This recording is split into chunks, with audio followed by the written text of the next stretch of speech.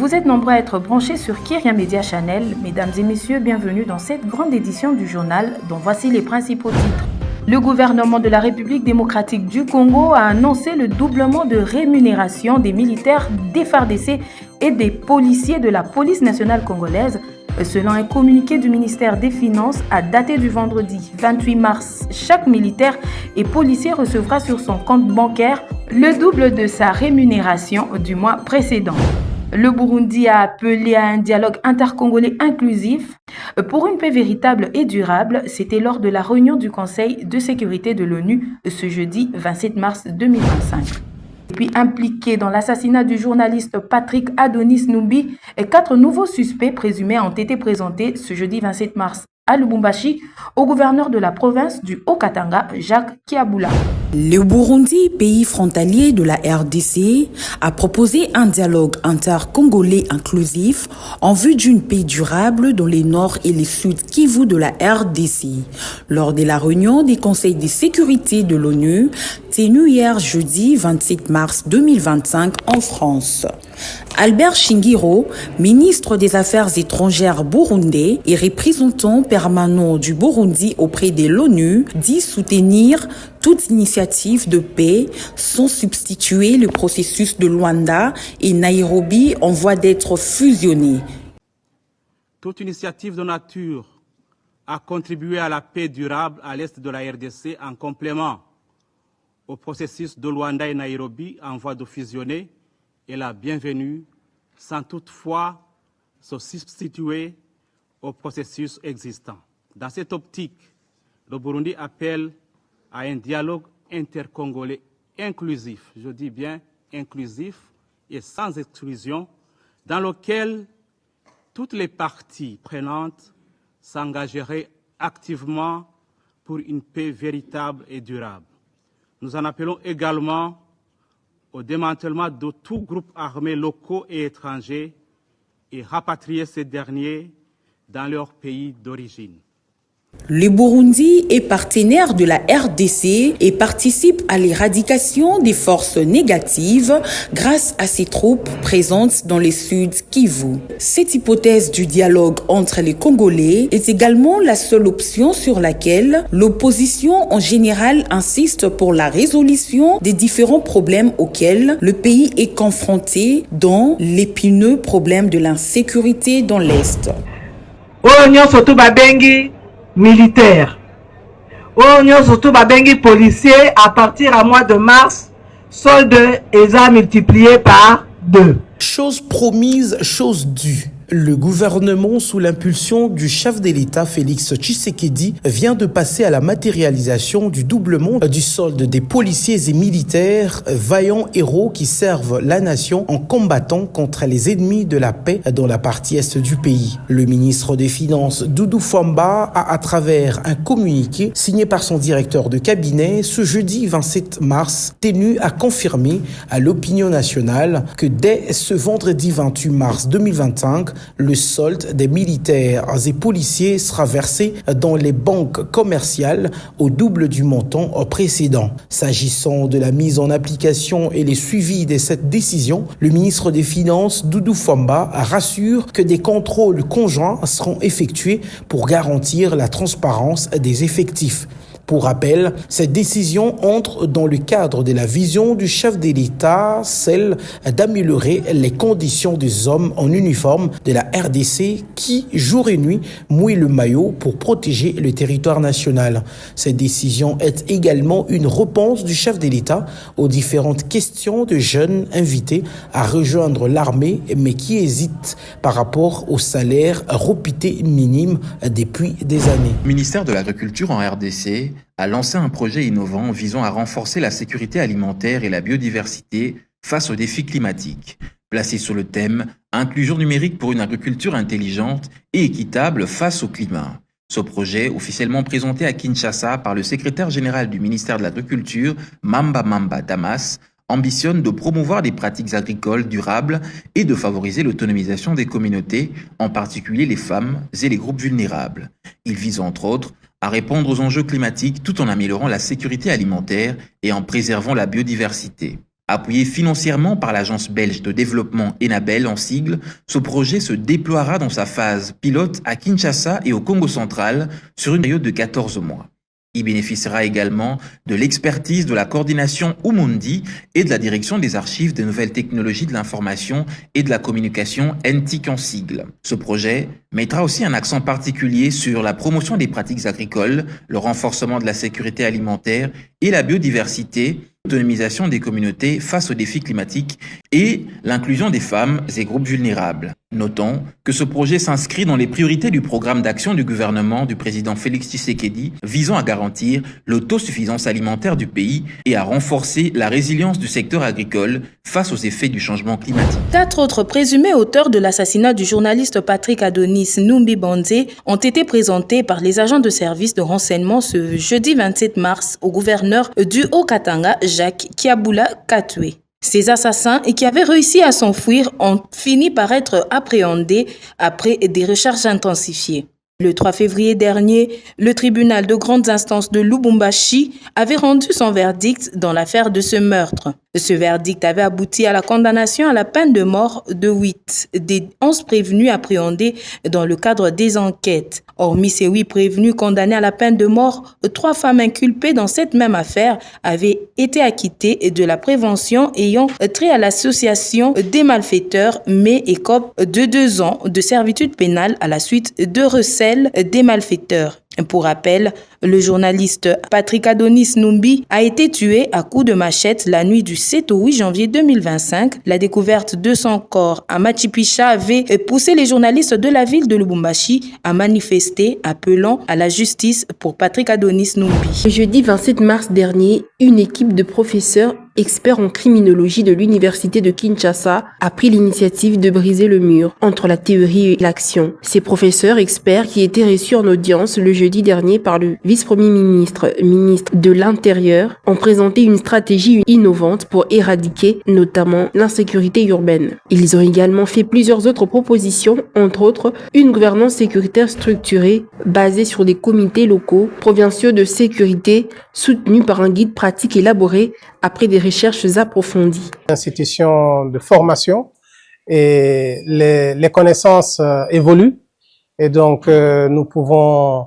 travailler ensemble dans des activités de renforcement des capacités ou même dans l'organisation des formations certifiantes justement en gouvernance de la sécurité pour que les personnes du ministère, en tout cas des différents services qui interviennent, soient à la page avec les connaissances dans le domaine de la gouvernance de la sécurité.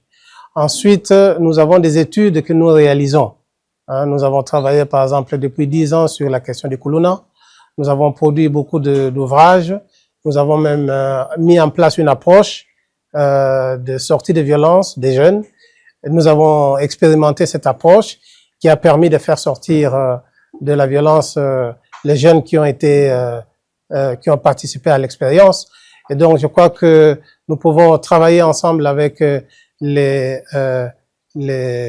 acteurs qui sont en train d'expérimenter l'opération pour mutualiser nos connaissances, nos compétences afin de résoudre ces problèmes. En effet, cette initiative a été saluée par le ministre qui a promis la création d'une commission mixte pour concrétiser ce projet. Notons que les méthodes de ces experts professeurs combinent prévention, répression ciblée et respect des droits humains conformément à la constitution du pays.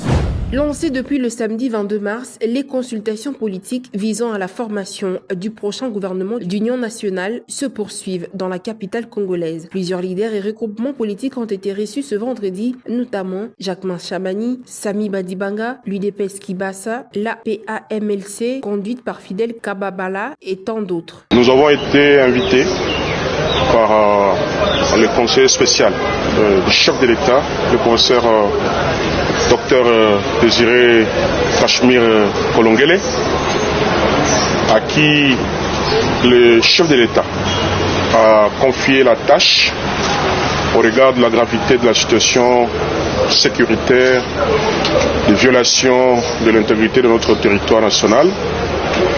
Le chef a voulu, dans son esprit d'ouverture, il a demandé au conseiller spécial d'échanger avec les forces politiques du pays toutes tendances confondues, afin de les écouter, pour que chacun, en ce qui les concerne, puisse apporter ses idées, sa réflexion, pour qu'à la fin, le résultat qui est attendu, qui est celui de la pacification de notre pays, de la réaffirmation de la souveraineté de notre nation, soit au rendez-vous. Notons que ces consultations ont pour but de créer une cohésion et un gouvernement national en vue de pallier aux problèmes liés à la situation sécuritaire dans la partie orientale du pays.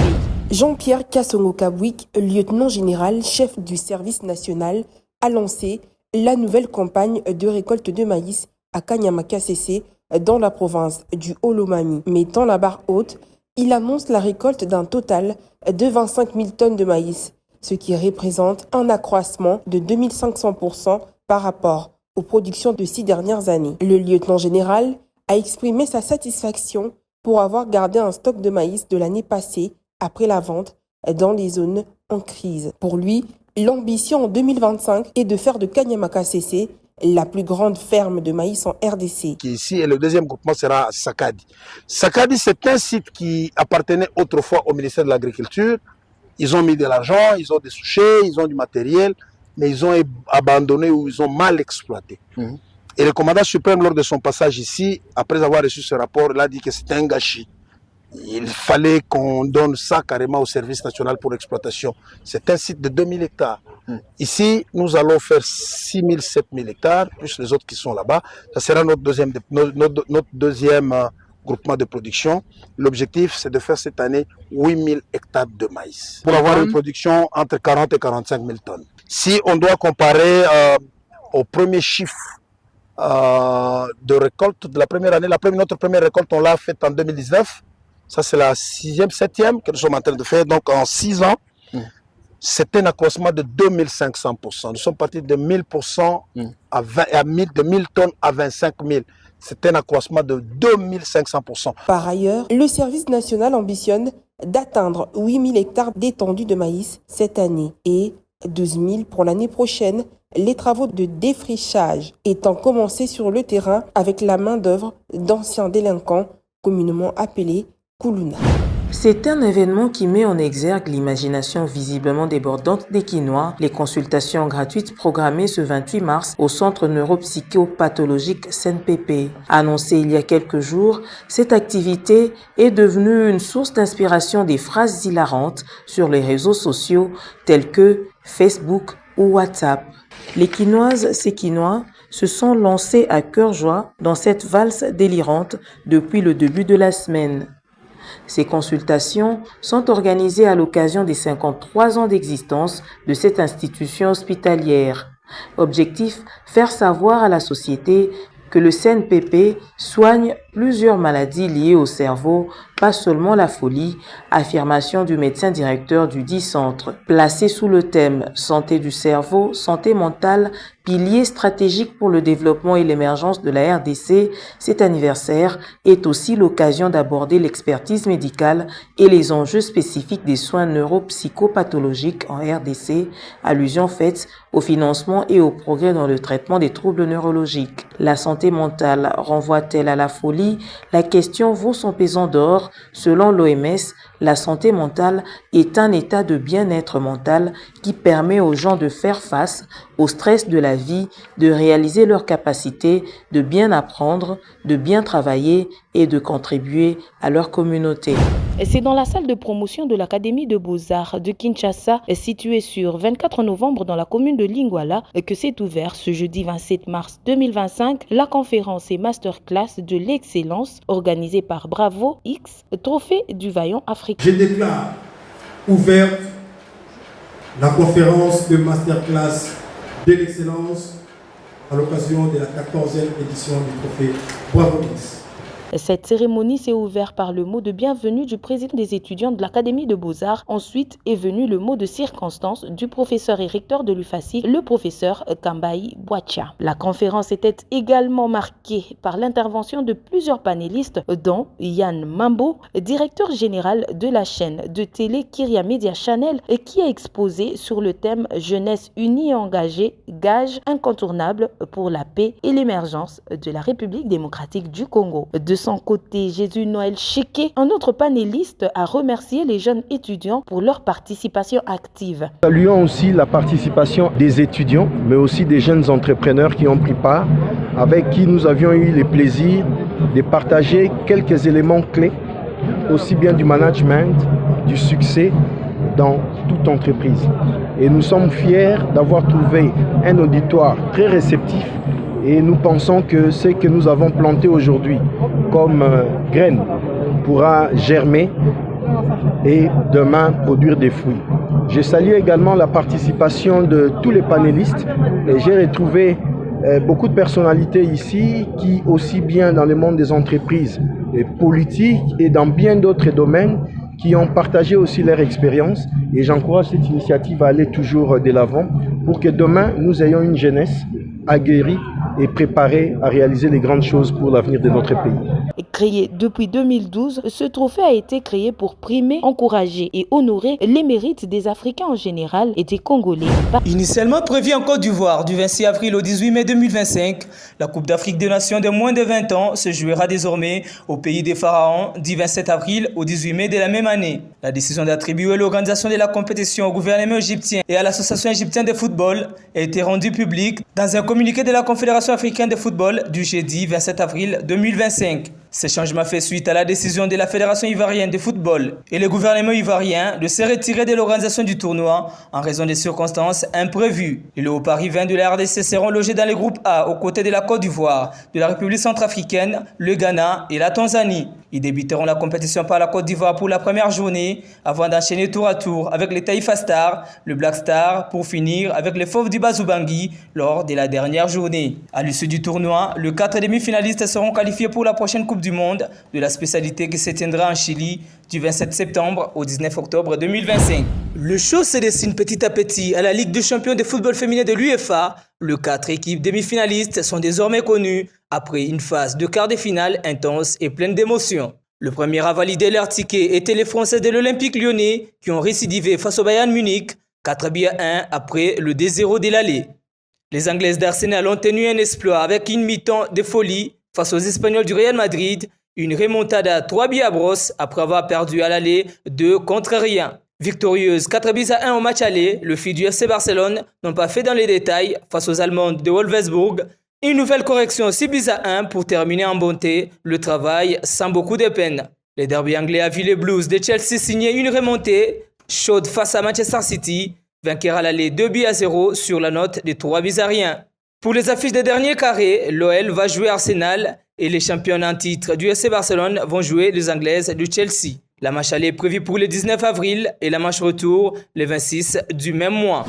Fin de ce journal. Merci de l'avoir suivi et merci de rester fidèle à votre chaîne.